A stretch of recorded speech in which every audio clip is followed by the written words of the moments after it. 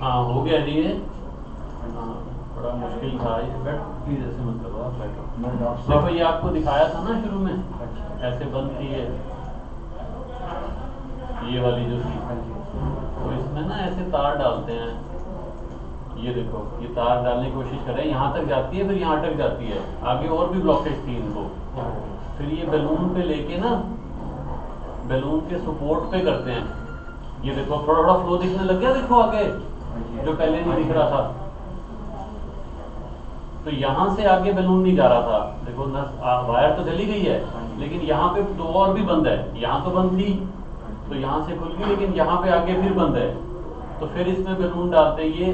अब देखो पहले हमने लिया था 2 मिलीमीटर का बैलून, वो भी नहीं जाता था मतलब। फिर इसमें स्पेशल बैलून आता है, थोड़ा कॉस्टली होता है, लेकिन स्पेशल बैलून आता है 1 मिलीमीटर का सिर्फ। तो उससे हमने किया इनको, ठीक है, 1 मिलीमीटर के बैलून से। तो 1 मिलीमीटर के बैलून से करने पे ये देखो फ्लो दिखने लग गया। ये देखो ये बैलूनिंग कर ली, अब देखो ये फ्लो नीचे तक दिखने लग गया, ये देख रहे हो, है ना। तो अब अगर आप ध्यान से देखो तो ब्लॉकेज जो है वो यहां तक है, देखो यहाँ पे नॉर्मल है आर्टरी, है ना। देखो ये तो नैरो है सारी, ये भी नैरो है, नैरो है। यहाँ से बंद थी ये जब शुरू में थी, उसके बाद देखो खुलने के बाद ये नैरो है, फिर थोड़ी ठीक हुई, फिर नैरो है, फिर थोड़ी ठीक हुई, फिर यहाँ नैरो है ना। तो यहाँ तक कवर करना था इसको। यहाँ के बाद देखो ठीक लग रही है, ये देखो इसके बाद। तो यहाँ तक तो एक स्टैंड में कवर हो नहीं सकता था, मैक्सिमम स्टैंड की लेंथ 48 मिलीमीटर आती है, ठीक है। तो इसमें हमने पहले ये 38 मिलीमीटर का स्टैंड लिया और इसको ऐसे फुला दिया, ये। तो देखो अब ये देखो नीचे की नस तो ठीक लगने लग गई। फिर ऊपर एक और स्टैंड लिया 32 mm का, 33 mm का, ठीक है, और उसको फिर ऐसे रख के ये फुला दिया, ठीक है। तो अब तुम देखो ये नस, पूरी नस दिखने लग गई है। फिर दोबारा अंदर एक और बैलून ले जाते हैं थोड़े हायर डायमीटर का, उससे अंदर से डायरेक्ट करते हैं ताकि अच्छे से नस के साथ चिपक जाए स्टैंड। तो ये देखो ये मल्टीपल जगहों पे ऐसे करते हैं, ठीक है। बहुत मतलब खराब नसें हैं इनकी वैसे, इसीलिए इनकी पंपिंग इतनी कम है। हाँ, डायबिटीज की वजह से। देखो अब ये नस पूरी दिख रही है आपको नीचे तक, ये देखो जो यहीं पे बंद हो गई थी, हाँ, जो यहाँ पे दिखती ही नहीं थी इसके बाद।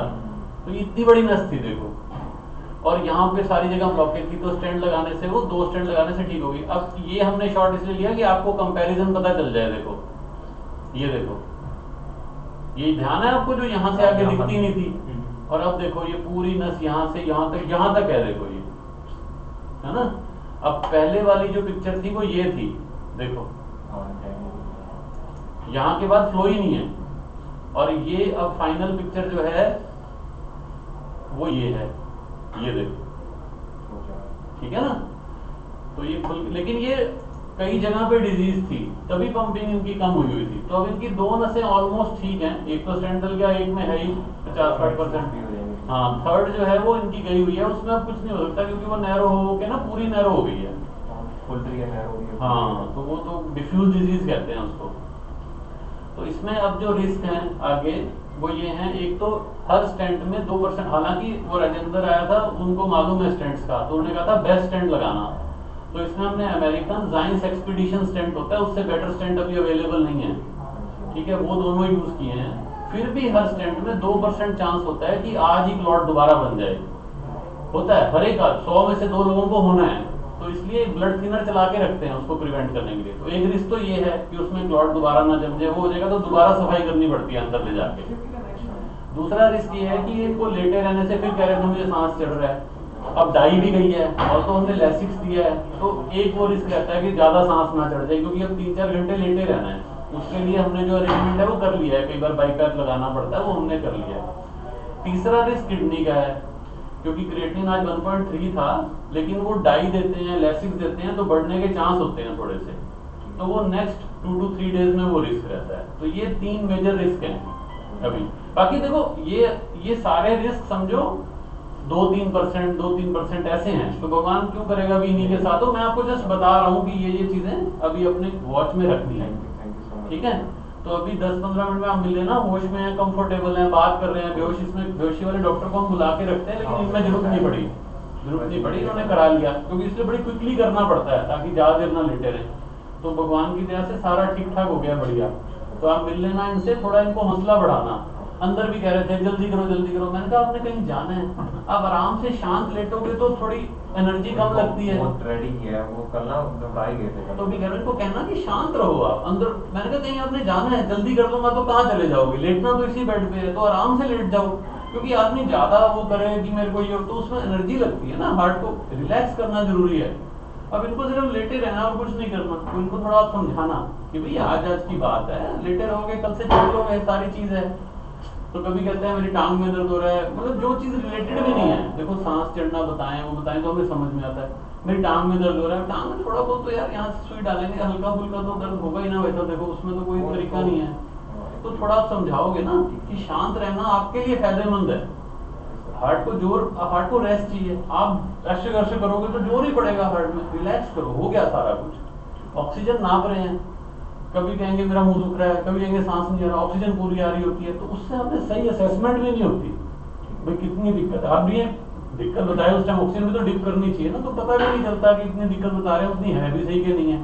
तो कहना जो दिक्कत हो जरूर बताओ, लेकिन थोड़ा शांत होके, मतलब 24 घंटे जस्ट लाई डाउन, ठीक है?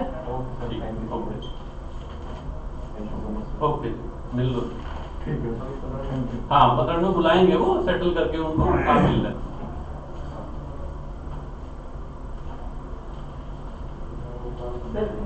बता दिया ना तुमको 2 बार। हाँ, और 3 बैलून है वो भी बता दिए, वो मैंने बताया नहीं, बोल दो तुमके 3 बैलून है।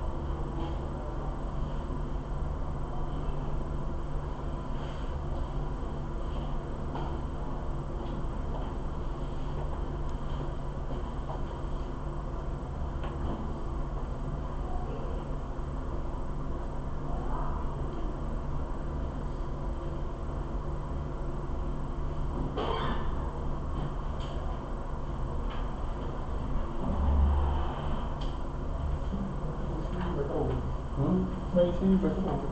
हाँ, बंदी हुई, टैरिफ पेन दे देना इनको। हाँ सर।